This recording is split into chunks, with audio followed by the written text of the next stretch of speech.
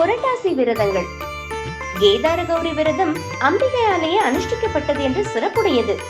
இந்த நோன்பு புரட்டாசி மாத வளர்பிறை தசமி தொடங்கி ஐப்பசி மாத தீபாவளி அமாவாசை வரை உள்ள 21 நாட்கள் இந்த விரதத்தை அனுஷ்டிப்பார்கள்.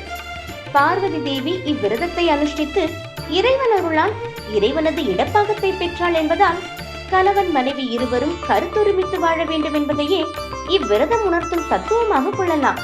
கேதார கௌரி விரதத்தை மேற்கொள்பவர்கள் விருப்பங்களை நிறைவேற்றி அருள் பாலிக்க வேண்டும் என்று தேவி இறைவனிடம் வேண்ட இறைவனும் அவ்வாறே வரமருளினார்.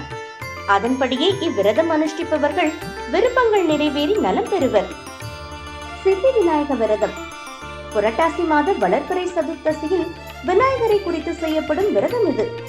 பிரகஸ்பதியால் உபதேசிக்கப்பட்டது. இந்நாளில் உடல் உள்ள சுத்தியோடு விரதம் இருந்து பிள்ளையாரை வழிபட காரிய சித்தி உண்டாகும். சஷ்டி லலிதா விரதம். புரட்டாசி மாத வளர்பிறை சஷ்டியில் பரமேஸ்வரியை குறித்து கடைபிடிக்கப்படும் விரதம் இது.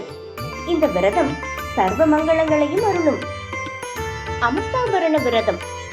புரட்டாசி வளர்பிறை சப்தமியில் உமா மகேஸ்வரரை பூஜை செய்து 12 முடிச்சுகள் கொண்ட கயிற்றை வலக்கையில் கட்டிக்கொள்வார்கள். இந்த விரதம் சந்ததி செழிக்க அருள் செய்யும்.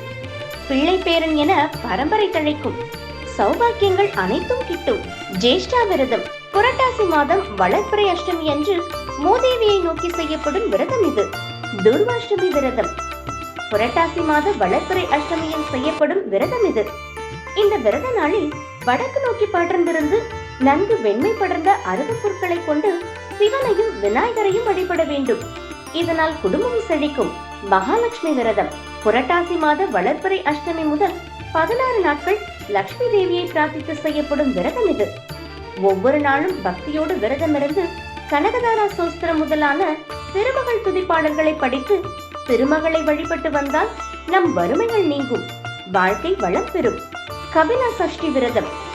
புரட்டாசி மாத தேய்பிறை சஷ்டியில் சூரியனை பூஜை செய்து பழுப்பு வண்ணம் கொண்ட பசுமாட்டை ஆபரணங்களால் அலங்கரித்து பூஜிக்கும் விரதம் இது.